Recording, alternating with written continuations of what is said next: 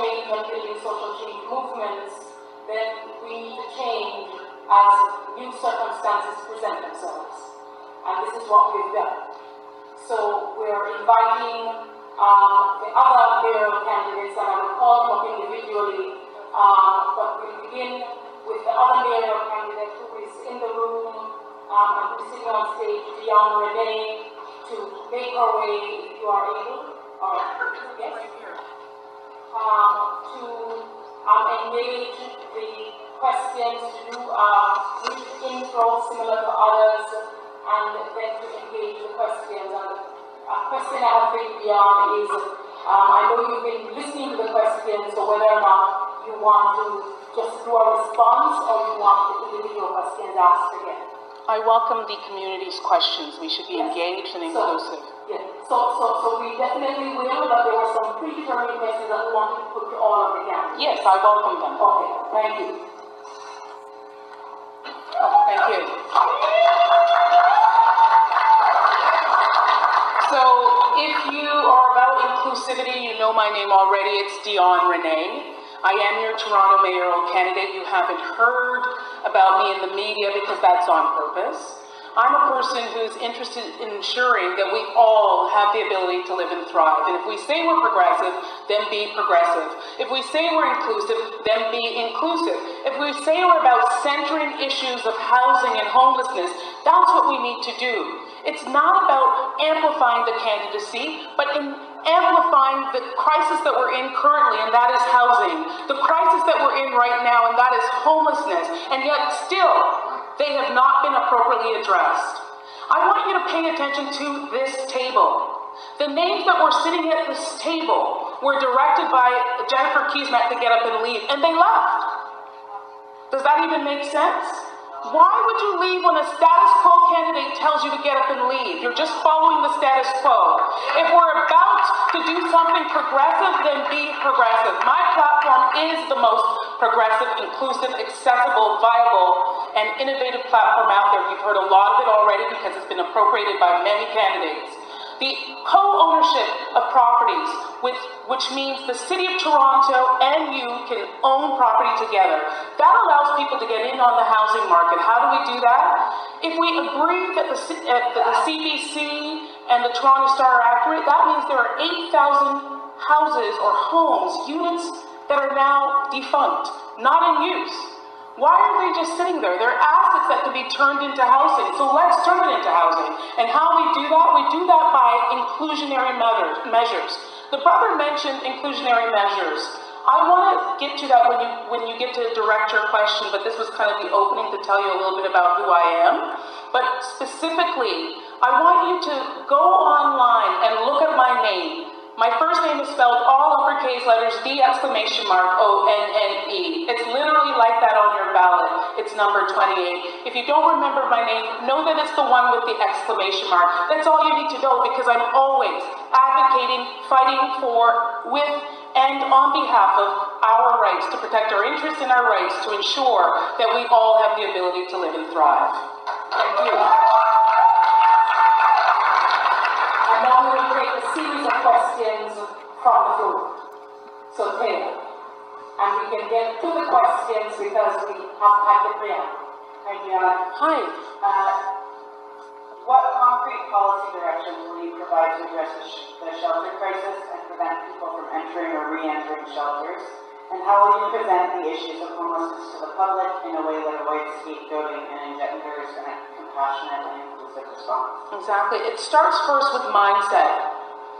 Too many things that we do in government just excludes people. We don't start with a mindset of compassion and inclusion. My platform is all about community wellness and inclusion.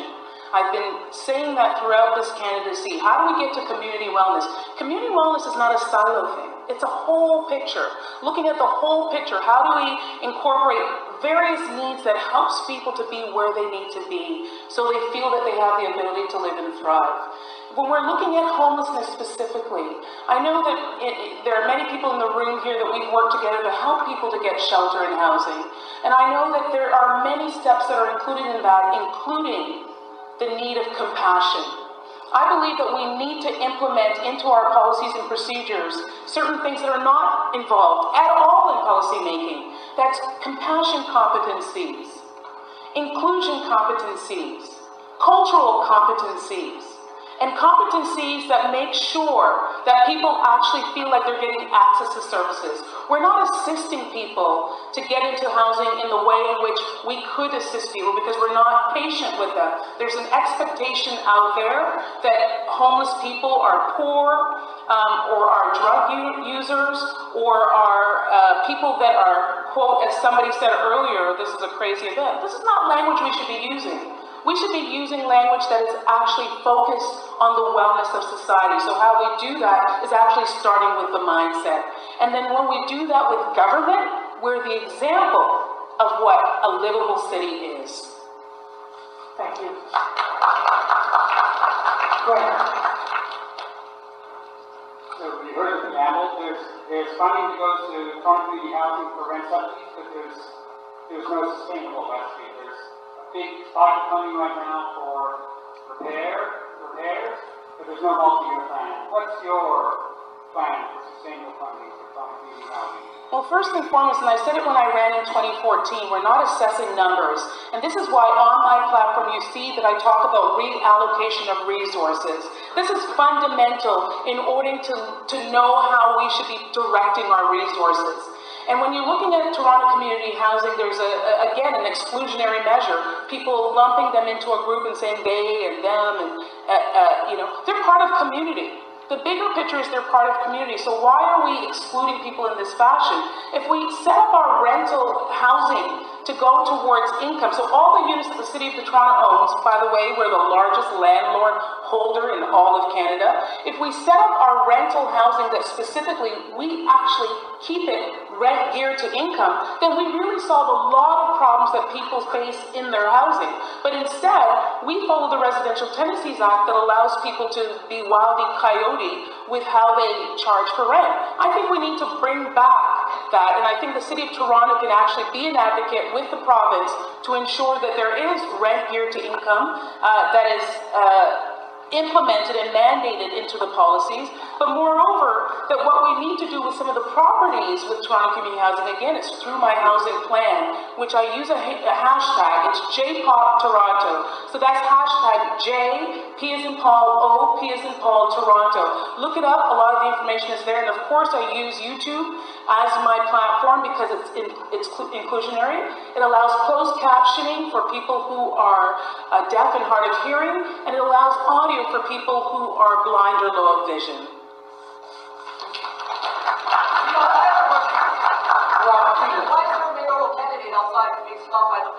Well, that's a problem for me to hear. That's a problem for me to hear. There's no inclusivity in Toronto.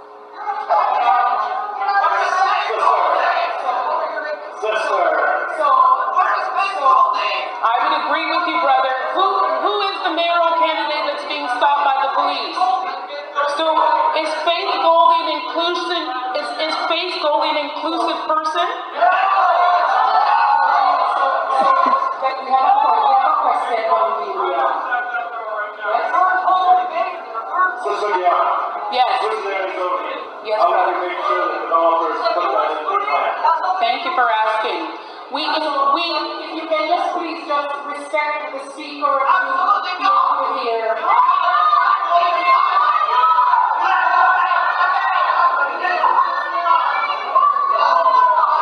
So we have open process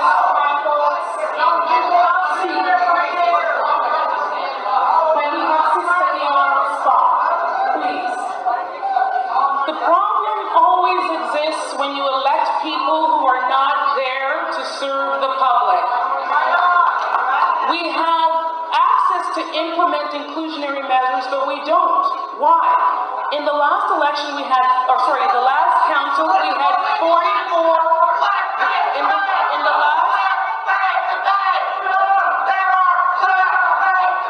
I'm prepared to debate anybody who's reasonable about debating. I'm welcoming that.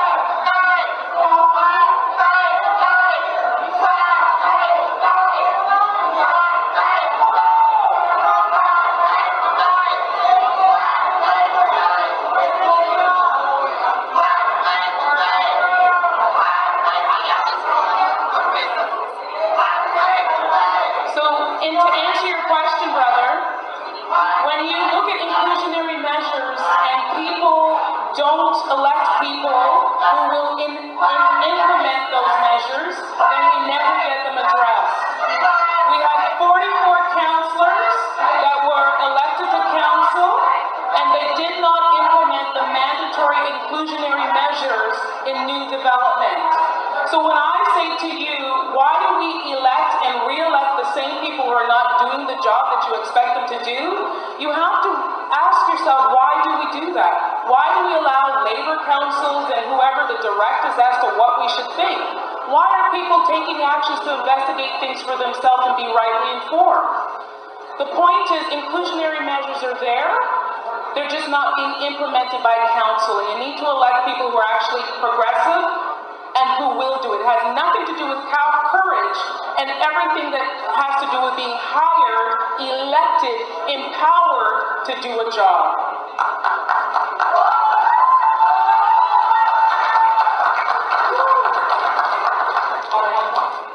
Thank you. Hi. So, I'm going to preamble, so can you commit to bringing the city definition of affordable housing in line with the provincial and federal definitions, which are tied to income rather than market rent? Yes.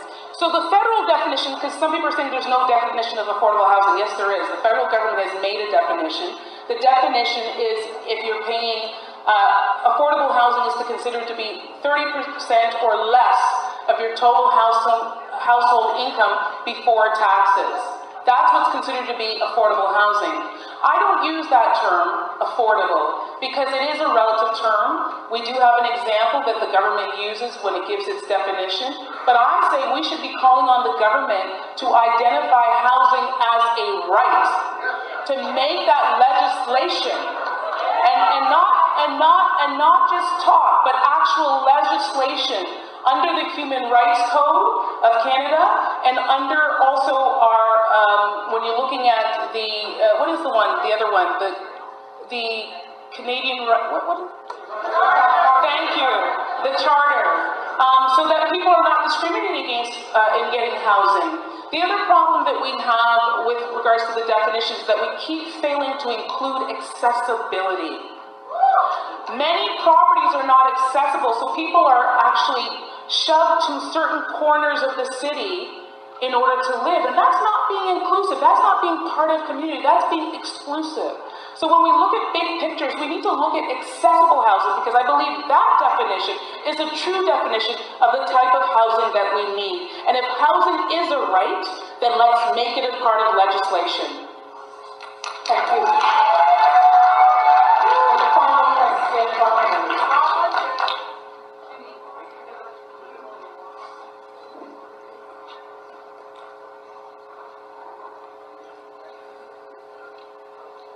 So, if you were elected mayor, how do you use the next year, 2019, to mobilize Toronto's resources, including land, money, borrowing capacity, zoning, and regulatory tools to increase Toronto's affordable housing supply?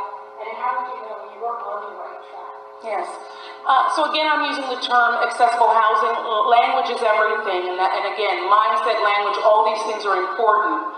When you go online and see my plan, there was a sister on Twitter who asked me the question about how do we do my plan of joint property ownership, JPOP Toronto. It really, if anybody watches HGTV, you know that the Property Brothers can renovate a broken down house within 7 to 8 weeks with a great team. What a great way to increase jobs in the city of Toronto by focusing on, like Saran said, focusing on making it a priority to get these houses built. We incorporate the schools, the post-secondary schools that are already doing construction. We create apprenticeship opportunities for them. We create, and I'm talking about those 8,000 units that are not being used at all that we should turn into habitable spaces.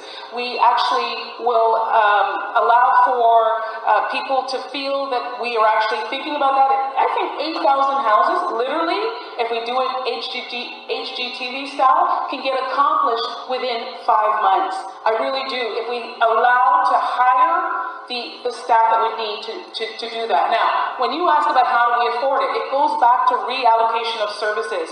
Just simply looking at the sunshine list. How many people do we pay out of our pockets over $100,000 to be in City of Toronto employees? The Toronto Police Services budget is over $1.3 billion. That fund can be reallocated. Some of that money can be reallocated into housing.